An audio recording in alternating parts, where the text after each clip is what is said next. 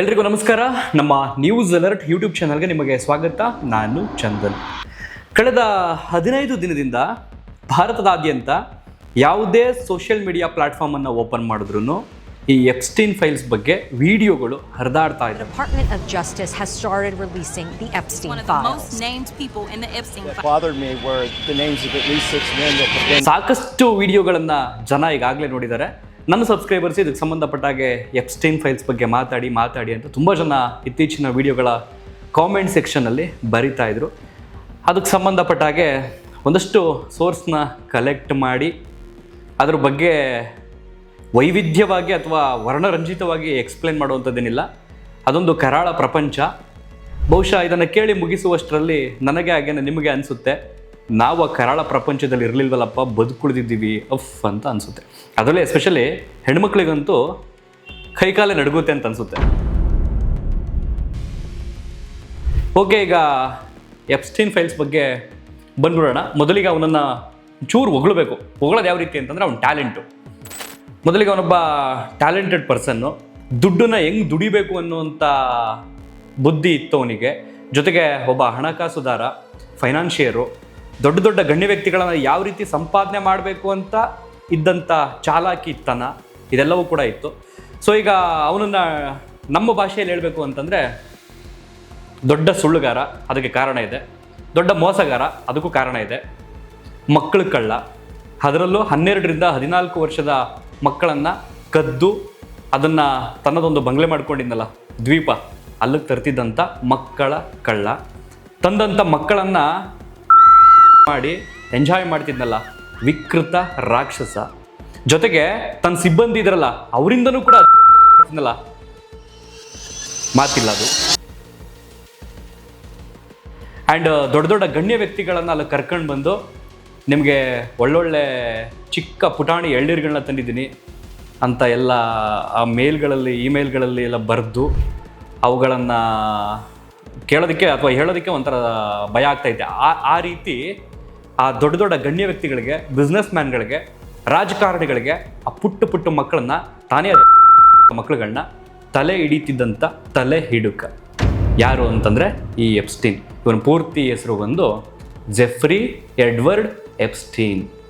Okay, ಅವನು ಎಲ್ಲಿಯವನು, ಏನಿದು ಕತೆ, ಎಪ್ಸ್ಟೀನ್ ಫೈಲ್ಸ್ ಬಗ್ಗೆ ಯಾಕೀಗ ಇಷ್ಟೊಂದು ವೈರಲ್ ಆಗ್ತಾ ಇದೆ, ಯಾರ್ಯಾರ ಹೆಸರು ಇಲ್ಲಿ ಕೇಳಿ ಬಂದಿದೆ, ಆ ಎಪ್ಸ್ಟೀನ್ ಫೈಲ್ಸ್ ಎಷ್ಟು ಪೇಜಸ್ ಇದೆ, ಅದರಲ್ಲಿ ಎಷ್ಟು ವಿಡಿಯೋಸ್ ಇದೆ, ಎಷ್ಟು ಫೋಟೋಸ್ ಇದೆ, ಇನ್ನೂ ಬಿಡುಗಡೆ ಆಗಬೇಕಾದಂಥ ಪೇಜಸ್ ಎಷ್ಟಿದೆ, ಜೊತೆಗೆ ಯಾವ ಕಾಲಘಟ್ಟದಲ್ಲಿ ಇದೆಲ್ಲ ನಡೆದಿದ್ದು ಎಲ್ಲವನ್ನೂ ಕೂಡ ವಿವರವಾಗಿ ಎಕ್ಸ್ಪ್ಲೇನ್ ಮಾಡ್ಕೊಂಡು ಹೋಗ್ತೀನಿ. ಅದಕ್ಕೂ ಮೊದಲು ಯಾರಾದರೂ ಹೊಸಬರು ನಮ್ಮ ಚಾನಲ್ಗೆ ಮೊದಲ ಬಾರಿಗೆ ಭೇಟಿ ಕೊಟ್ಟು ಈ ಒಂದು ವಿಡಿಯೋನ ನೋಡ್ತಾ ಇದ್ದರೆ ಸಬ್ಸ್ಕ್ರೈಬ್ ಮಾಡ್ಕೊಳ್ಳಿ.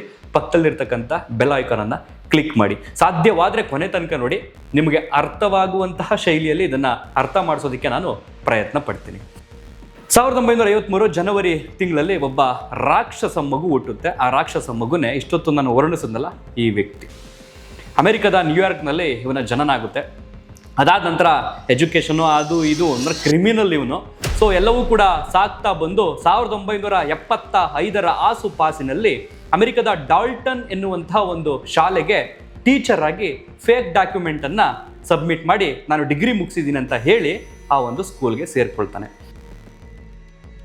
ಒಂದಷ್ಟು ದಿನಗಳ ನಂತರ ಆ ಒಂದು ಎಜುಕೇಷನ್ ಸಂಸ್ಥೆಗೆ ಗೊತ್ತಾಗುತ್ತೆ ಇವನು ಫೇಕ್ ಡಾಕ್ಯುಮೆಂಟನ್ನು ಸಬ್ಮಿಟ್ ಮಾಡಿದ್ದಾನೆ ಅಂತ. ಹಾಗಾಗಿ 1976ರ ಕಾಲಘಟ್ಟದಲ್ಲಿ, ಹೆಚ್ಚು ಕಡಿಮೆ 50 ವರ್ಷಗಳ ಹಿಂದೆ, ಆ ಕಾಲಘಟ್ಟದಲ್ಲಿ ಇವನನ್ನು ಆ ಸಂಸ್ಥೆ ವಜಾ ಮಾಡುತ್ತೆ. ಶಿಕ್ಷಕನ ಕೆಲಸ ಮಾಡ್ತಾ ಇರ್ತಾನಲ್ಲ, ವಜಾಗೊಳಿಸುತ್ತೆ. ಆಗ ಇವನಿಗೆ ನಾನು ಏನಾದರೂ ಮಾಡಬೇಕು ಅಂತ ಅನಿಸುತ್ತೆ. ಸೊ ಅದು ಹೋಗೋದಕ್ಕೆ ಅಥವಾ ಬದುಕೋದಕ್ಕೆ 2 ದಾರಿ ಇರುತ್ತೆ. ಒಂದು ಒಳ್ಳೆಯ ದಾರಿ, ಮತ್ತೊಂದು ಅಡ್ಡ ದಾರಿ. ಅದನ್ನು ಕೆಟ್ಟ ದಾರಿ ಅಂತಲೂ ಕೂಡ ಹೇಳ್ಬೋದು. ಸೊ ಇವನು ಆಯ್ಕೆ ಮಾಡಿಕೊಂಡಂಥ ದಾರಿ ಬಂದು ಅಡ್ಡ ದಾರಿ. ಆ ಅಡ್ಡ ದಾರಿ ಆರಂಭದಲ್ಲಿ ಆಗಲಿಲ್ಲ, ಹೋಗ್ತಾ ಇತ್ತು. ಸೊ ಯಾವಾಗ ಶಿಕ್ಷಣ ಸಂಸ್ಥೆ ಇವನ್ನ ವಜಾಗೊಳಿಸುತ್ತೆ, ಕೆಲಸದಿಂದ ಡಿಸ್ಮಿಸ್ ಮಾಡಿ ಬಿಸಾಕುತ್ತೆ, ಆಗ ಇವನಿಗೆ ಅನಿಸುತ್ತೆ ನಾನು ಏನಾದರೂ ದೊಡ್ಡದಾಗಿ ಮಾಡಬೇಕು ಅಂತ. ಆ ದೊಡ್ಡದಾಗಿ ಮಾಡಬೇಕು ಅಂತ ಮೈಂಡ್ ಬಂದ ತಕ್ಷಣ ಅವನಿಗೆ ಫೈನಾನ್ಷಿಯರ್ ಆಗಿ, ಅಂದರೆ ಹಣಕಾಸುದಾರನಾಗಿ ಅವ್ರಿಗೆ ಬಡ್ಡಿ ಕೊಡುವಂಥದ್ದು, ಫೈನಾನ್ಸ್ ಮಾಡುವಂಥದ್ದು, ಈ ರೀತಿ ಡೇ ಬೈ ಡೇ ಬೆಳೀತಾ ಹೋಗ್ತಾನೆ. ಒಂದಷ್ಟು ಗಣ್ಯ ವ್ಯಕ್ತಿಗಳ ಸಂಪರ್ಕ ಸಿಗುತ್ತೆ, ಬಿಸ್ನೆಸ್ ಮ್ಯಾನ್ಗಳ ಸಂಪರ್ಕ ಸಿಗುತ್ತೆ, ರಾಜಕಾರಣಿಗಳ ಸಂಪರ್ಕ ಸಿಗುತ್ತೆ. ಸೊ ಇವರೆಲ್ಲರ ಮಧ್ಯದಲ್ಲಿ ಕಿಂಗ್ ಪಿನ್ ಆಗಿರ್ತಾನೆ. ಅಂದರೆ ಈ ವ್ಯಕ್ತಿನ ಮಧ್ಯಕ್ಕೆ ಸೇರಿಸುವಂತಹ ಮಧ್ಯವರ್ತಿಯಾಗಿ ಬೆಳೀತಾ ಹೋಗ್ತಾನೆ.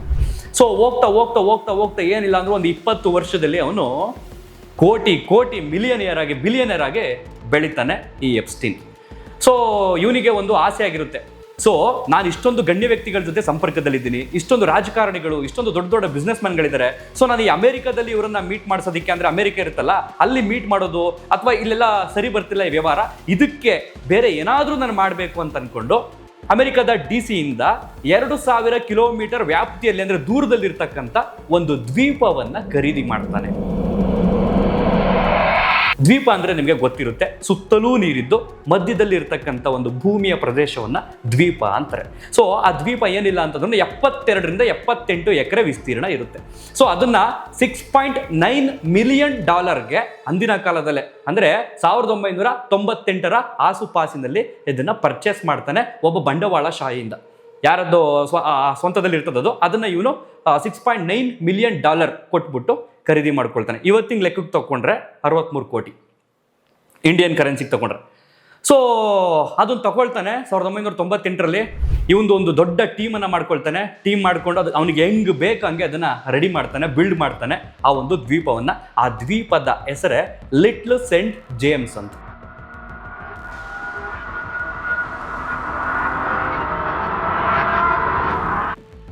ಸೊ ಈಗ ಅದನ್ನು ಎಪ್ಸ್ಟೀನ್ ದ್ವೀಪ ಅಂತಲೂ ಕರೀತಾರೆ. ಸೊ ಆ ದ್ವೀಪದ ಕರಾಳತೆ ಹೋಗ್ತಾ ಹೋಗ್ತಾ ಹೋಗ್ತಾ ಹೋಗ್ತಾ ಯಾವ ರೀತಿ ಸಾಗುತ್ತೆ ಅಂತಂದರೆ, ಅವನಿಗೆ ಗೊತ್ತಾಗುತ್ತೆ ನಾನು ಈ ರೀತಿ ಮಾಡಿದ್ರೆ ಈ ದ್ವೀಪಕ್ಕೊಂದು ಮೆರಗು ಬರುತ್ತೆ, ಈ ದ್ವೀಪಕ್ಕೊಂದು ಬೆಲೆ ಬರುತ್ತೆ, ಎಂತೆಂಥ ಗಣ್ಯ ವ್ಯಕ್ತಿಗಳು ಬಂದರೆ ಮತ್ತೆ ಅವ್ರಿಗೆ ಬರಬೇಕು ಅಂತ ಅನ್ನಿಸ್ಬೇಕು, ಆ ರೀತಿ ನಾನು ಏನಾದ್ರು ಮಾಡಬೇಕು ಅಂತ ಅಂದ್ಕೊಂಡು ಡಿಫ್ರೆಂಟಾಗಿ, ಅಂದರೆ ಅದನ್ನು ವೈಶಿಷ್ಟ್ಯವಾಗಿ ಅದನ್ನು ಇಂಟೀರಿಯರ್ ಮಾಡೋದಕ್ಕೆ ಮಾಡ್ತಾನೆ ಅದೇ ರೀತಿ. ಸೊ ಗಣ್ಯ ವ್ಯಕ್ತಿಗಳ ಸಂಪರ್ಕ ಆ 2000 ಕಿಲೋಮೀಟ್ರಿಂದ ಡೈರೆಕ್ಟ್ ಇಲ್ಲಿಗೆ ಬರುತ್ತೆ. ಯಾರು ಮೀಟ್ ಮಾಡಬೇಕು ಅಂದರೆ ದೇಶ ವಿದೇಶದ ಗಣ್ಯ ವ್ಯಕ್ತಿಗಳು, ದೇಶ ವಿದೇಶದ ಬಿಸ್ನೆಸ್ ಮ್ಯಾನ್ಗಳು, ದೊಡ್ಡ ದೊಡ್ಡ ವ್ಯಕ್ತಿಗಳು, ರಾಜಕಾರಣಿಗಳು, ಅವರೆಲ್ಲರೂ ಕೂಡ ಈ ಹಿಂದೆ ಇವನ್ ಸಂಪರ್ಕದಲ್ಲಿ, ಇವನ್ ಮಧ್ಯವರ್ತಿ ಆಗಿದ್ದಾಗ ಅಮೆರಿಕದಲ್ಲಿ ಮೀಟ್ ಮಾಡ್ತಾ ಇದ್ರು. ಸೊ ಅಮೆರಿಕದಿಂದ 2000 ಕಿಲೋಮೀಟರ್ ದೂರದಲ್ಲಿರ್ತಕ್ಕಂಥ ಈ ದ್ವೀಪಕ್ಕೆ ಬರುವಂತಹ ಪರಿಸ್ಥಿತಿ ನಿರ್ಮಾಣ ಆಗುತ್ತೆ. ಸೊ ಅಫ್ಕೋರ್ಸ್ ಎಲ್ಲರೂ ಕೂಡ ಆ ಸಂದರ್ಭದಲ್ಲಿ ಫ್ಲೈಟಲ್ಲೇ ಬರಬೇಕು, ಅಲ್ಲಿಗೆ ಪ್ರೈವೇಟ್ ಹೆಲಿಕಾಪ್ಟರ್ಗಳು ಬರಬೇಕು. ಸೊ ಈ ಒಂದು ಜಾಗಕ್ಕೆ ಪ್ರೈವೇಟ್ ಹೆಲಿಕಾಪ್ಟರ್ಗಳು ಎಲ್ಲವೂ ಕೂಡ ಬರೋದಕ್ಕೆ ಸಿದ್ಧವಾಗುತ್ತೆ. ದೊಡ್ಡ ದೊಡ್ಡ ವ್ಯಕ್ತಿಗಳು ಬರ್ತಾರೆ, ದೊಡ್ಡ ದೊಡ್ಡ ಗಣ್ಯರು ಬರ್ತಾರೆ, ದೊಡ್ಡ ದೊಡ್ಡ ರಾಜಕಾರಣಿಗಳು ಬರ್ತಾರೆ. ಅವ್ರ ಹೆಸರುಗಳನ್ನ ಹೋಗ್ತಾ ಹೇಳ್ತಾ ಹೋಗ್ತೀನಿ. ಸೊ ಹೋಗಿದ್ದಾರೆ ಅಂದ ಕಾರಣ ಅವರೆಲ್ಲರೂ ಕೂಡ ಇದೇ ಕೆಲಸ ಮಾಡಿದ್ದಾರೆ ಅಂತಲ್ಲ, ಕೆಲವರ ಹೆಸರು ಮೆನ್ಷನ್ ಆಗಿದೆ, ಅದಕ್ಕೆ ತಕ್ಕನಾಗಿ ಅವ್ರ ಫೋಟೋಗಳು ಕೂಡ ರಿಲೀಸ್ ಆಗಿರೋದ್ರಿಂದ ಅವ್ರು ಏನೇ ಕಂತೆಗಳ ಸುಳ್ಳು ಹೇಳಿದ್ರು ಈ ಕಿವಿಗಳು, ಈ ಕಣ್ಣುಗಳು ನಂಬುವುದಿಲ್ಲ. ಹೋಗ್ತಾ ಎಕ್ಸ್ಪ್ಲೇನ್ ಮಾಡ್ತಾ ಹೋಗ್ತೀನಿ ಅದನ್ನು. ಸೊ ಅವರೆಲ್ಲರೂ ಕೂಡ ಅಲ್ಲಿ ಬರೋದಕ್ಕೆ ಶುರು ಮಾಡ್ತಾರೆ. ಶುರು ಮಾಡಿದಾಗ ಮಜಾ ಬೇಕಲ್ಲ ಅವ್ರುಗಳಿಗೆ. ಆ ಮಜಕ್ಕೆ ಬಲಿಯಾದಂಥವ್ರೆ 12 ರಿಂದ 14 ವರ್ಷ, 15 ವರ್ಷದ ಪುಟ್ಟ ಹೆಣ್ಣು ಮಕ್ಕಳು. ಅಮೆರಿಕ ಅಂದ ತಕ್ಷಣ ಬರೀ ಶ್ರೀಮಂತರಿದ್ದಾರೆ, ಕೋಟಿ ದುಡ್ಡೇ ಇದೆ ಅಂತೇನು ಇಲ್ಲ, ಅಲ್ಲಿಯೂ ಕೂಡ ಬಡತನ ಅನ್ನುವಂಥದ್ದಿದೆ. ಸೊ ಆ ಕಾಲಘಟ್ಟದಲ್ಲಿ 1998 ಅಂದರೆ 20ನೇ ದಶಕ 21ನೇ ಶತಮಾನದ ಆ ಸಂದರ್ಭದಲ್ಲಿ ಕೆಲವೊಂದಷ್ಟು ಬಡತನದ ಹೆಣ್ಣುಮಕ್ಳು ಇರ್ತಾವಲ್ಲ, ಅಂಥವ್ರನ್ನ ಟ್ರ್ಯಾಕ್ ಮಾಡಿ, ಕಿಡ್ನ್ಯಾಪ್ ಮಾಡಿ ಈ ಒಂದು ದ್ವೀಪಕ್ಕೆ ಎತ್ತಾಕೊಂಡು ಬರ್ತಿದ್ರು. ಇಲ್ಲಿ ಬಂದಂಥ ಗಣ್ಯ ವ್ಯಕ್ತಿಗಳಿಗೆ ಆ ಹೆಣ್ಣುಮಕ್ಕಳನ್ನು, ಅಂದರೆ ಫಸ್ಟ್ ಇವ್ರ ಸಿಬ್ಬಂದಿಗಳ ಮಕ್ಕಳನ್ನ, ಅದಾದಮೇಲೆ ದೊಡ್ಡ ದೊಡ್ಡ ಗಣ್ಯ ವ್ಯಕ್ತಿಗಳಿಗೆ ಅವ್ರಿಗೆ ವಿಶೇಷವಾಗಿ ಕೊಡ್ತಾ ಇದ್ರು. ಒಂದು ಮೇಲನ್ನು ಗಮನಿಸ್ದೆ, ಅಯ್ಯಪ್ಪ ಥೈಲ್ಯಾಂಡಿಂದ ನಿಮಗೆ ಒಳ್ಳೆ ಪುಟಾಣಿ ಎಳ್ನೀರುಗಳನ್ನು ತರಿಸಿದ್ದೀನಿ ಅಂತ ಇಲ್ಲಿಯ ಒಬ್ಬ ಗಣ್ಯ ವ್ಯಕ್ತಿಗೆ ಮೆಸೇಜ್ ಮಾಡಿರ್ತಕ್ಕಂಥದ್ದು. ಆ ಗಣ್ಯ ವ್ಯಕ್ತಿ ಎಳ್ನೀರಂದರೆ ನಿಮ್ಗೆ ಅರ್ಥ ಆಗಿರ್ಬೇಕದು, ಅಂದರೆ ನಿಮಗೆ ಒಂದು ಹೆಣ್ಮಗು ತರಿಸಿದ್ದೀನಿ ಚಿಕ್ಕ ವಯಸ್ಸಿಂದು ಅಂತ. ಆ ಗಣ್ಯ ವ್ಯಕ್ತಿ ಇನ್ನೊಂದು ರಿಪ್ಲೈ ಮಾಡಿರ್ತಾನೆ ಈ ಕಡೆಯಿಂದ ಮೇಲಲ್ಲಿ. ಅಂದರೆ ಎಫ್ಟೀನ್ ಫೈಲ್ಸಲ್ಲಿ ನಿಮಗೆ ಮುಖ್ಯವಾಗಿ ಕಾಣುವಂಥದ್ದು ಎಲ್ಲ ಇಮೇಲ್ಗಳೇ, ಆ ಡಾಕ್ಯುಮೆಂಟ್ಸ್ಗಳು ಸಿಗುವಂಥದ್ದು. ಆ ಗಣ್ಯ ವ್ಯಕ್ತಿ ಏನು ಹೇಳ್ತಾನೆ ಅಂತಂದರೆ, ನಿಮ್ಮ ಪುಟಾಣಿ ಎಳ್ನೀರು ತುಂಬ ತುಂಟುವಾಗಿತ್ತು, ತುಂಬ ತುಂಟಾಟ ಆಡ್ತಿತ್ತು ಅಂತ ಬರೀತಾನೆ. ಅಯ್ಯಪ್ಪ, ಅವೆಲ್ಲವೂ ಕೂಡ ಈಗ ರಿಲೀಸ್ ಆಗಿರ್ತಕ್ಕಂಥದ್ದು. ಸೊ ಈ ರೀತಿ ಆ ಒಂದು ಕಾಲಘಟ್ಟದಲ್ಲಿ ಆ ಹೆಣ್ಮಕ್ಳನ್ನ ತಂದು ಮಾನವ ದಂಧೆ ನಡೆಸಿ, ಸೊ ಲೈಂಗಿಕ ಕ್ರಿಯೆಗೆ ಅವ್ರನ್ನ ಒಳಪಡಿಸ್ಕೊಂಡು ಬಲವಂತವಾಗಿ ಆ ಹೆಣ್ಮಕ್ಳ ಮೇಲೆ ಮಾಡಿ, ತನ್ನವರಿಂದನೂ ಮಾಡಿಸಿ, ದೊಡ್ಡ ದೊಡ್ಡ ಗಣ್ಯ ವ್ಯಕ್ತಿಗಳಿಗೆ ಅಲ್ಲಿ ಬಂದಂಥವರಿಗೆ ಯಾಕೆ ಬರ್ತಿದ್ರು ಅಲ್ಲಿಗೆ, ಒಂದು ಮೀಟಿಂಗಿಗೆ ಸಂಬಂಧಪಟ್ಟಂತೆ, ದೇಶ ವಿದೇಶಗಳ ಮೀಟಿಂಗು, ಬಿಸ್ನೆಸ್ಗೆ ಸಂಬಂಧಪಟ್ಟಂತೆ, ರಾಜಕಾರಣಕ್ಕೆ ಸಂಬಂಧಪಟ್ಟಂತೆ ಇವನನ್ನ ಮೀಟ್ ಮಾಡೇ ಇನ್ನೊಬ್ಬ ಪರ್ಸನ್ನ ಮೀಟ್ ಮಾಡಬೇಕು. ಸೊ ಆ ಸಂದರ್ಭದಲ್ಲಿ ಅವ್ರಿಗೆ ಮಜಾ ಬೇಕು ಅನ್ನೋ ಕಾರಣಕ್ಕೆ ಈ ಹೆಣ್ಮಕ್ಳನ್ನ ಬಲಿ ಕೊಡ್ತಿದ್ದಂಥ ಕಾಲಘಟ್ಟ ಇದು. ಸೊ ಇದು ಹೋಗ್ತಾ ಡೇ ಬೈ ಡೇ ಹೆಣ್ಮಕ್ಳನ್ನ ಕಿಡ್ನಾಪ್ ಮಾಡೋದು, ತರೋದು, ಆ ದ್ವೀಪದಲ್ಲಿ ಇಡೋದು, ಮಜಾ ಓಡಾಯಿಸೋದು, ಬೇರೆಯವರನ್ನು ಮಜಾ ಮಾಡೋದಕ್ಕೆ ಬಿಡೋದು. ಸೊ ಈ ರೀತಿ ನಡೀತಾ ಇರುತ್ತೆ. 2005ರ ಸಂದರ್ಭದಲ್ಲಿ ಒಂದು ಹೆಣ್ಮಗು 15 ವರ್ಷದ ತಪ್ಪಿಸ್ಕೊಂಡು ಓಡೋದಕ್ಕೆ ಪ್ರಯತ್ನ ಪಡುತ್ತೆ. ಬಟ್ ಆ ಹೆಣ್ಮಗಳನ್ನ ಯಾವುದೇ ಕಾರಣಕ್ಕೂ ತಪ್ಪಿಸ್ಕೊಂಡು ಹೋಗೋದಕ್ಕೆ ಬಿಡೋದಿಲ್ಲ, ಯಾಕೆಂದ್ರೆ ಸುತ್ತಲೂ ನೀರೈತೆ, ಇನ್ನು ಈಚ್ಕೊಂಡು ಹೋಗಕ್ಕಾಗುತ್ತಾ. ಸೊ ಒಬ್ಬ ಹೆಣ್ಮಗಳ ತಂದೆ 2005ರಲ್ಲಿ ಒಂದು ಕಂಪ್ಲೇಂಟ್ ಅನ್ನು ಕೊಡ್ತಾರೆ. ಎಪ್ಸ್ಟೀನ್ ಈ ಥರ ನನ್ನ ಮಗಳ ಮೇಲೆ ಮಾಡಿದ್ದಾನೆ ಅನ್ನುವಂಥದ್ದು. ಸೊ ಆಗ ಅಲ್ಲಿನ ನ್ಯಾಯಾಂಗ ವ್ಯವಸ್ಥೆ ಇದಕ್ಕೆ ಸಂಬಂಧಪಟ್ಟ ಹಾಗೆ ತನಿಖೆಯನ್ನ ಮಾಡುತ್ತೆ. 2005ರಿಂದ ಅಲ್ಲಿ ತನಕ 1998ರಿಂದ 2005 ತನಕ ಇವನು ಸೇಫ್. 7 ವರ್ಷ ಇವನು ಆಡಿದ್ದೆ ಆಟ, ಮಾಡಿದ್ದೆ ಮೋಜು. ಅದಾದ ನಂತರ 2005ರಲ್ಲಿ ಇವನು ಸಂಬಂಧಪಟ್ಟಂಗೆ ತನಿಖೆ ಆಗುತ್ತೆ. ತನಿಖೆಯಲ್ಲಿ ಇವನು ಕೂಡ ಸತ್ಯವನ್ನ ಒಪ್ಪಿಕೊಳ್ತಾನೆ. ಆಗ 2008ರಲ್ಲಿ ಇವನಿಗೆ ಜೈಲು ಶಿಕ್ಷೆ ಆಗುತ್ತೆ. 18 ತಿಂಗಳು ಜೈಲಲ್ಲಿ ಇರ್ತಾನೆ, ಮತ್ತೆ ಬಿಡುಗಡೆಯಾಗಿ ಆಚೆ ಬರ್ತಾನೆ. ಬಂದವನು ಹೆಂಗಿದ್ರು ಗೊತ್ತಾಗೈತೆ, ಇನ್ನೇನು ಬೇಕಾದರೂ ಮಾಡ್ಬೋದು ಅಂದ್ಕೊಂಡು ಇನ್ನೂ ಜಾಸ್ತಿ ಮಾಡ್ತಾ ಹೋಗ್ತಾನೆ ಈ ಒಂದು ಕೆಲಸವನ್ನು. ಸೊ ಇದೇ ರೀತಿ ನಡೀತಿದ್ದಂಥ ಸಂದರ್ಭದಲ್ಲಿ 2019ರಲ್ಲಿ ಮತ್ತೆ ಇದೇ ಕೇಸ್ಗೆ ಸಂಬಂಧಪಟ್ಟಂತೆ ವಿಚಾರಣೆ ನಡೆಯುತ್ತೆ. ಆಗ ಎಪ್ಸ್ಟೀನನ್ನು ಮತ್ತೆ ಜೈಲಿಗೆ ಹಾಕಲಾಗುತ್ತೆ. ಜುಲೈ 2019ರಲ್ಲಿ ಜೈಲಿಗೆ ಹಾಕಿದ 1 ತಿಂಗಳ ಅವಧಿಯಲ್ಲಿ ಇವನು ನೇಣು ಬಿಗಿದುಕೊಂಡು ಆ ಜೈಲಿನಲ್ಲಿ ಮಾಡ್ಕೊಳ್ತಾನೆ. ನಮಗೂ ನಿಮಗೂ ಅನ್ನಿಸ್ಬೇಕೀಗ, ಮಾಡ್ಕೊಳ್ಳೋದಾಗಿರೋ 2008ರಲ್ಲೇ ಮಾಡ್ಕೋಬೇಕಿತ್ತಲ್ವಾ? ಅರೆಸ್ಟ್ ಆಗಿದ್ನಲ್ಲ, ಅವಾಗಲೇ ಜೈಲಿಗೆ ಹೋಗಿದ್ನಲ್ಲ, 2019 ತನಕ ಕಾಯ್ಬೇಕಿತ್ತ? ಅದಲ್ಲದೆ ಅವ್ನು ಮಾಡ್ಕೊಂಡಿದ್ನಲ್ಲ ಲಿಟ್ಲ್ ಸೆಂಟ್ ಆ ದ್ವೀಪದ ಬೆಲೆ ಅವನು ಸತ್ತತ್ತ ಸಂದರ್ಭದಲ್ಲಿ $63 ಮಿಲಿಯನ್. ಅವನು ಆ ಸಂದರ್ಭದಲ್ಲಿ ಪರ್ಚೇಸ್ ಮಾಡಿದ್ದು $6.9 ಮಿಲಿಯನ್. ಸಾಯ್ತಿದ್ನವನು. ಸೊ ಯಾವಾಗ ಅವನು ಸಾಯ್ತಾನೆ, ಸತ್ತ ನಂತರ ಇದಕ್ಕೆ ಸಂಬಂಧಪಟ್ಟಂತೆ ತನಿಖೆ ಮತ್ತೆ ಆರಂಭ ಆಗುತ್ತೆ. ಅವನನ್ನು ಯಾರು ಸಾಯಿಸಿದ್ರು? ಬಹುಶಃ ಪ್ರಭಾವಿಗಳೇ ಸಾಯಿಸಿದ್ರಾ, ಇಲ್ಲ ದೊಡ್ಡ ದೊಡ್ಡ ರಾಜಕಾರಣಿಗಳ ಕೈವಾಡ ಇತ್ತೇನೋ, ಅದಕ್ಕೆ ಅವನು ಎಲ್ಲಿ ಬಾಯಿ ಬಿಟ್ಬಿಡ್ತಾನೆ ಅನ್ನೋ ಕಾರಣಕ್ಕೆ ಅವನನ್ನು ಸಾಯಿಸಿಬಿಟ್ರೇನೋ ಅಂತ. ಸೊ 2025 ನವೆಂಬರ್ ತಿಂಗಳಲ್ಲಿ ಡೊನಾಲ್ಡ್ ಟ್ರಂಪ್, ಅಮೆರಿಕದ ಅಧ್ಯಕ್ಷ ಡೊನಾಲ್ಡ್ ಟ್ರಂಪ್ ಇದಕ್ಕೆ ಸಂಬಂಧಪಟ್ಟಾಗೆ ಸಹಿ ಮಾಡ್ತಾರೆ. ಪಾರದರ್ಶಕವಾಗಿ ಇದು ತನಿಖೆ ನಡೀಲಿ ಅಂತ. ಡಿಪಾರ್ಟ್ಮೆಂಟ್ ಆಫ್ ಜಸ್ಟಿಸ್ ಇದಕ್ಕೆ ಸಂಬಂಧಪಟ್ಟ ಹಾಗೆ ಎಲ್ಲ ಮೇಲ್ಗಳನ್ನು ರಿಲೀಸ್ ಮಾಡಿದೆ. ಪ್ರೆಸೆಂಟ್ ಈ ಎಪ್ಸ್ಟೀನ್ ಫೈಲ್ಸ್ ಅಂದರೆ ಏನು ಅಂತ ಸರಳವಾಗಿ ಹೇಳೋದಾದ್ರೆ, ಇವನು ಮಾಡಿರ್ತಕ್ಕಂಥ ಈ ಹಲ್ಕಾ ಕೆಲಸಗಳ ಆ ಡಾಕ್ಯುಮೆಂಟ್ಗಳಿದೆಯಲ್ಲ, ರಿಲೀಸ್ ಆಗ್ತಿರ್ತಕ್ಕಂಥ ಮೇಲ್ ಇದೆಯಲ್ಲ, ಅದೆಲ್ಲದರ ಸಂಪೂರ್ಣ ವರದಿಯೇ ಎಪ್ಸ್ಟೀನ್ ಫೈಲ್ಸ್. ಓವರಲ್ ಆಗಿ ಈ ಎಪ್ಸ್ಟೀನ್ ಫೈಲ್ಸ್ ಎಷ್ಟು ಪೇಜಸ್ ಇದೆ ಅಂತ ಕೇಳಿದ್ರೆ ಬಹುಶಃ ನೀವು ಒಂದು ಕ್ಷಣ ಶಾಕ್ ಆಗಬಹುದು. 6 ಮಿಲಿಯನ್ ಪೇಜಸ್ ಇರತಕ್ಕಂಥದ್ದು ಒಟ್ಟಾರೆಯಾಗಿ, ಅದಕ್ಕಿಂತಲೂ ಜಾಸ್ತಿ ಇರಬಹುದು. 60 ಲಕ್ಷ ಪುಟಗಳು. 10 ಪೇಜ್ ಇದ್ರೇನೆ ಆ ಬುಕ್ ಓದೋದಕ್ಕೆ ನಾವು ಹಿಂದೆ ಮುಂದೆ ನೋಡ್ತೀವಿ. ಅಂಥದ್ರಲ್ಲಿ 60 ಲಕ್ಷ ಪುಟಗಳ ಫೈಲ್ ಇರ್ತಕ್ಕಂಥದ್ದು ಡಿಪಾರ್ಟ್ಮೆಂಟ್ ಆಫ್ ಜಸ್ಟಿಸ್. ಇದು ಅಮೆರಿಕದ ಒಂದು ನ್ಯಾಯಾಂಗ ತನಿಖಾ ಸಂಸ್ಥೆ. ಸೊ ಪ್ರೆಸೆಂಟ್ ಈಗ ರಿಲೀಸ್ ಆಗಿರ್ತಕ್ಕಂಥದ್ದು 3 ಮಿಲಿಯನ್ ಪೇಜಸ್, ಅಂದರೆ 30 ಲಕ್ಷ ಪುಟಗಳು ಪ್ರೆಸೆಂಟ್ ಬಿಡುಗಡೆ ಆಗಿರ್ತಕ್ಕಂಥದ್ದು. ಅದರಲ್ಲಿ ಕಂಡು ಬಂದಿರತಕ್ಕಂಥದ್ದು 2,000 ವಿಡಿಯೋಗಳು. ಅಲ್ಲಿ ಏನು ನಡೆದೈತಲ್ಲ ಅದರದ್ದು 2,000 ವಿಡಿಯೋಗಳು, 1,80,000 ಫೋಟೋಗಳು. ಸೊ ಈಗ ನಿಮಗೆ ಅನಿಸುತ್ತೆ ಯಾರ ಹೆಸರು ಬಂದಿದೆ, ಜೊತೆಗೆ ಆ ಪೇಜ್ಗಳಲ್ಲಿ ಏನಿದೆ ಅಂತ. ನಾನು ಆಗಲೇ ಹೇಳಿದಾಗೆ ಬಹುತೇಕ ಆ ಪೇಜ್ಗಳಲ್ಲಿ ಮೆನ್ಷನ್ ಮಾಡಿರ್ತಕ್ಕಂಥದ್ದು ಇಮೇಲ್. ಅಂದರೆ ಯಾವುದೋ ದೇಶದ ಒಬ್ಬ ವ್ಯಕ್ತಿ ಇನ್ನೊಂದು ದೇಶದ ಒಬ್ಬ ವ್ಯಕ್ತಿಯನ್ನ ನನಗೆ ಸಂಪರ್ಕ ಮಾಡಿಸ್ಕೊಡು ಅಂತ ಕೇಳಬೇಕು ಅಂತಂದರೆ ಈ ಕಿಂಗ್ ಪಿನ್ ಆಗಿದ್ದಂಥ ಎಪ್ಸ್ಟೀನ್ಗೆ ಮೇಲ್ ಮಾಡಬೇಕಿತ್ತು. ಆ ಮೇಲ್ಗೆ ಸಂಬಂಧಪಟ್ಟಂಗೆ ಇವನಿಂದನೂ ಕೂಡ ಪ್ರತಿಕ್ರಿಯೆ ಹೋಗ್ತಾ ಇತ್ತು. ಸೊ ಆ ಇಮೇಲ್ಗಳು, ಅದಕ್ಕೆ ಸಂಬಂಧಪಟ್ಟ ಸಂಭಾಷಣೆ, ಜೊತೆಗೆ ಅವರೆಲ್ಲ ಮೀಟ್ ಮಾಡಿದ್ರ ಎಲ್ಲವನ್ನು ಕೂಡ ಕಂಪ್ಲೀಟ್ ಆಗಿ ಆ ಪೇಜ್ಗಳಲ್ಲಿ ಉಲ್ಲೇಖಿಸಲಾಗಿದೆ. ಸೊ ಇನ್ನು 3 ಮಿಲಿಯನ್ ಪೇಜಸ್ ಯಾವಾಗ ರಿಲೀಸ್ ಆಗುತ್ತೆ, ಅದರಲ್ಲಿ ಇನ್ನೇನೇನಿದೆ ಅನ್ನುವಂಥದ್ದೇ ತೀವ್ರ ಕುತೂಹಲವನ್ನು ಹುಟ್ಟು ಹಾಕಿರ್ತಕ್ಕಂಥದ್ದು. ಸೊ ಯಾವಾಗ ಅವನು 2019ರಲ್ಲಿ ಮಾಡ್ಕೊಳ್ತಾನೆ, ಅದಾದ ನಂತರ 2023ರಲ್ಲಿ ಅದು $60 ಮಿಲಿಯನ್ ಸೇಲ್ ಆಗೋಗುತ್ತೆ ಇನ್ನೊಬ್ಬ ಉದ್ಯಮಿಗೆ. $120 ಮಿಲಿಯನ್ ಹೇಳಿರ್ತಾರೆ. ಆ $120 ಮಿಲಿಯನ್ ಚೌಕಾಸಿಯಾಗಿ ಹಿಂಗಾಗಿ $60 ಮಿಲಿಯನ್ ಅದು ಸೇಲ್ ಆಗೋಯ್ತು. ಸೊ ಅದನ್ನು ನೋಡ್ಕೊಳ್ತಿರೋದು ಈಗ ಈ ಹಿಂದೆ ಅಂದರೆ ಅವ್ನು ಸತ್ತ ಮೇಲೆ ಅವನ ಎಪ್ಸ್ಟೀನ್ನ ಅಡ್ವೊಕೇಟ್ ಹಾಗೆ ಅಕೌಂಟೆಂಟ್ ಇದೆಯಲ್ಲ ಅವನು ಅದನ್ನು ಮೇಂಟೈನ್ ಮಾಡ್ತಾ ಇದ್ರು. ಸೊ ಈಗ ನೀವು ಕೇಳ್ತೀರಿ, ಈಗ ಪ್ರೆಸೆಂಟ್ ಯಾಕೆ ಹಿಂಗಾಯಿತು, ಯಾರ್ಯಾರ ಹೆಸರು ಬಂದಿದೆ ಅಲ್ಲಿ, ನಮ್ಮ ಇಂಡಿಯಾದಲ್ಲಿ ಯಾಕೆ ಈ ಒಂದು ಫೈಲ್ಸ್ಗೆ ಸಂಬಂಧಪಟ್ಟಂತೆ ಟ್ರೆಂಡ್ ಆಗಿರ್ತಕ್ಕಂಥದ್ದು ಅಂತ. ಸೊ ನಮ್ಮ ಭಾರತದ ಒಂದಷ್ಟು ಗಣ್ಯ ವ್ಯಕ್ತಿಗಳ, ರಾಜಕಾರಣಿಗಳ ಹೆಸರೂ ಕೂಡ ಕೇಳಿ ಬಂದಿದೆ. ಅದೇನು ಅಂತ ನಿಖರವಾಗಿ ನೋಡೋದಾದ್ರೆ ಮೊದಲಿಗೆ ಯಾರ ಹೆಸರು ಬಂದಿದೆ, ವಿಶ್ವದ ದೊಡ್ಡ ದೊಡ್ಡ ಸಾಧಕರು, ದೊಡ್ಡ ದೊಡ್ಡ ಬಿಸ್ನೆಸ್ ಮ್ಯಾನ್ಗಳು, ದೊಡ್ಡ ದೊಡ್ಡ ತಲೆಗಳು ಎಲ್ಲರ ಹೆಸರು ಕೂಡ ಕೇಳಿ ಬಂದಿದೆ. ಮೊದಲನೇದಾಗಿ ಅಮೆರಿಕದ ಅಧ್ಯಕ್ಷ ಡೊನಾಲ್ಡ್ ಟ್ರಂಪ್ ಹೆಸರು ಕೇಳಿ ಬಂದಿರತಕ್ಕಂಥದ್ದು. ಸೆಕೆಂಡ್ ಬಂದು ರಷ್ಯಾದ ಅಧ್ಯಕ್ಷ ವ್ಲಾಡಿಮಿರ್ ಪುಟಿನ್ ಹೆಸರು ಕೇಳಿ ಬಂದಿರತಕ್ಕಂಥದ್ದು.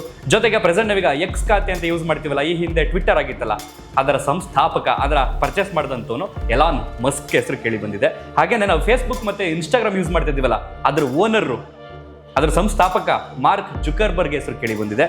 ಹಾಗೇನೆ ಬಿಲ್ ಕ್ಲಿಂಟನ್, ಹಾಗೇನೆ ಬಿಲ್ ಗೇಟ್ಸ್, ಮೊನ್ನೆ ಬಂದು ಆ ಚಾಯ್ವಾಲಂಗೆ ದೊಡ್ಡದು ಕಾರ್ ಕೊಟ್ಬಿಡೋದ್ರಲ್ಲ, ಒಂದು ಐಷಾರಾಮಿ ಕಾರ್ನ, ಆ ವ್ಯಕ್ತಿ ಹೆಸರು ಕೇಳಿ ಬಂದಿದೆ. ಪ್ರಿನ್ಸ್ ಆಂಡ್ರೋ ಹಾಗೇನೆ ಮೈಕಲ್ ಜಾಕ್ಸನ್, ಸಾರಾ ಫರ್ಗುಸನ್, ಹಾಗೇನೆ Stephen Hawking, crowns prince Mohammed bin Salman, Norway ಮತ್ತು ನೆದರ್ಲ್ಯಾಂಡ್ನ ರಾಜ ಮನೆತನದವರು, ಈ ಕಡೆ ಅನಿಲ್ ಅಂಬಾನಿ, ಈ ಕಡೆ ನಮ್ಮ ಭಾರತದ ಪ್ರಧಾನಿ ನರೇಂದ್ರ ಮೋದಿ, ಹಾಗೇನೆ ಹರ್ದೀಪ್ ಸಿಂಗ್ ಪುರಿ.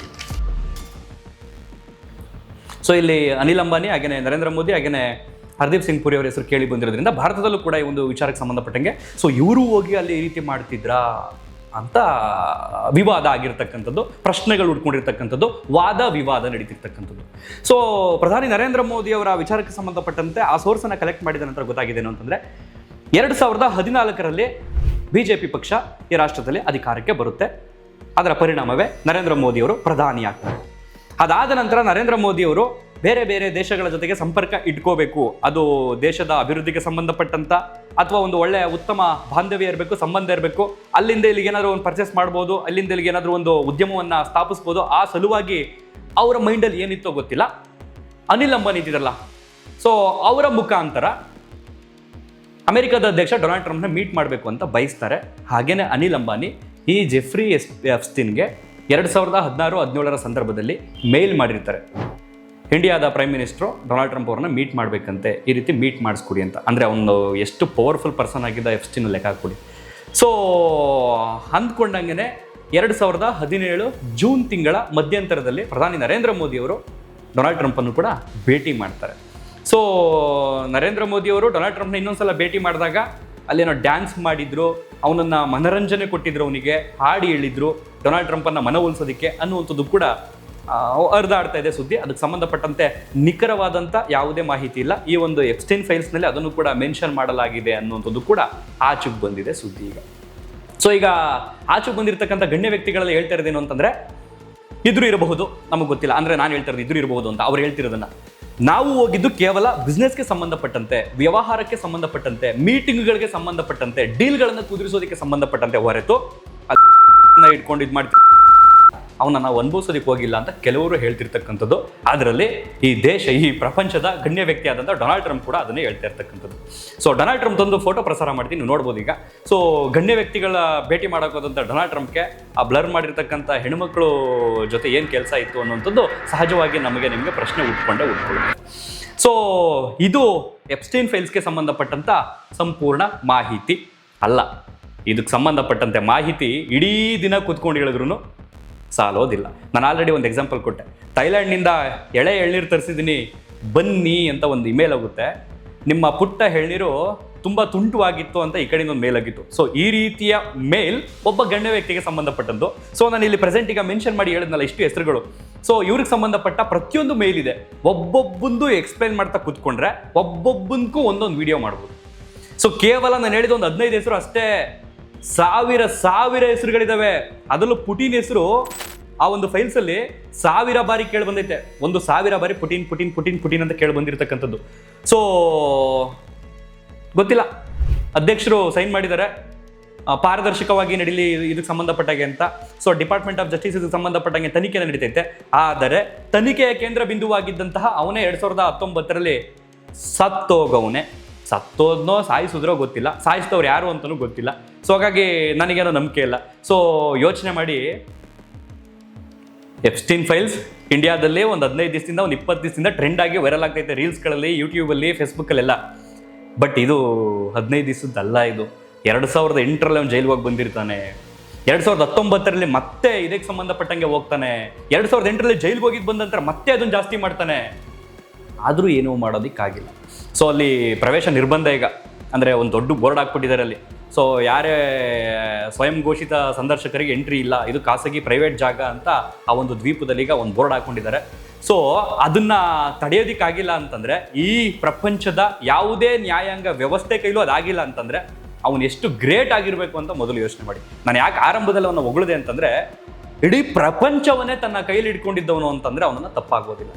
ಸೊ 2019ರಲ್ಲಿ ಅವನು ಜೈಲಿಗೆ ಹಾಕ್ತಾರೆ, 1 ತಿಂಗಳಲ್ಲೇ ಸತ್ತೋಗ್ಬಿಡ್ತಾನೆ. ಸತ್ತೋದ್ನ ಸಾಯಿಸೋರು ಗೊತ್ತಿಲ್ಲ. 2019ರಿಂದ 2026ಕ್ಕೆ ಎಷ್ಟಿದೆ ಡಿಸ್ಟೆನ್ಸು? ಮೋರ್ ದೆನ್ 6.5 ವರ್ಷ ಇದೆ. 6.5 ವರ್ಷ ಬೇಕಾ ಇದಕ್ಕೆ ಸಂಬಂಧಪಟ್ಟಂಗೆ ತನಿಖೆ ಆಗೋದಕ್ಕೆ, ನ್ಯಾಯ ಸಿಗೋದಕ್ಕೆ? ನನಗೇನೋ ಈಗಲೂ ನಂಬಿಕೆ ಇಲ್ಲ ಇದಕ್ಕೆ ಸಂಬಂಧಪಟ್ಟಂಗೆ ನ್ಯಾಯ ಸಿಗುತ್ತೆ ಅನ್ನೋಂಥದ್ದು. ಒಟ್ಟಾರೆಯಾಗಿ ಅವನಿಗೆ ಶಾಪ ಹಾಕೋದಕ್ಕೆ, ಉಗಿಯೋದಕ್ಕೆ, ಬೈಯೋದಕ್ಕೆ ಅವನಂತೂ ಬದುಕಿಲ್ಲ.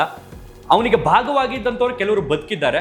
ಅವ್ರು ಮಾಡಿರ್ತಕ್ಕಂಥ ಪಾಪ ಕರ್ಮಗಳನ್ನು ಅವರೇ ಅನುಭವಿಸ್ಲಿ. ಭಾಗಿಯಾಗಿದ್ದಂಥವ್ರು, ಭಾಗಿಯಾಗಿದ್ದು ಸುಳ್ಳು ಹೇಳಿದಂಥವ್ರು, ಇಲ್ಲ ವಾಸ್ತವ ಬೇರೆ ವಿಚಾರಗಳಿಗೆ ಭಾಗಿಯಾಗಿದ್ದಂಥವ್ರು ಗೊತ್ತಿಲ್ಲ. ಯಾರ್ಯಾರು ಹೋಗಿ ಅಲ್ಕ ಕೆಲಸಗಳಲ್ಲಿ ಭಾಗಿಯಾಗಿದ್ದಾರೆ ಅವರು ಅನುಭವಿಸ್ತಾರೆ. ಅದಕ್ಕೆ ಸಂಬಂಧಪಟ್ಟಾಗ ನಾವು ಮಾತಾಡುವಂಥದ್ದು ಇನ್ನೇನೂ ಇಲ್ಲ. ಹಾಗಾಗಿ ತುಂಬ ಜನ ಕೇಳ್ತಾ ಇದ್ದಾರಲ್ಲ ಎಪ್ಸ್ಟೀನ್ ಫೈಲ್ಸ್ ಬಗ್ಗೆ ಮಾತಾಡಿ ಅಂತ. ಇದು ಎಪ್ಸ್ಟೀನ್ ಫೈಲ್ಸ್ಗೆ ಸಂಬಂಧಪಟ್ಟಂಥ ನನ್ನ ಒಂದು ಸಣ್ಣ ಮಾಹಿತಿ.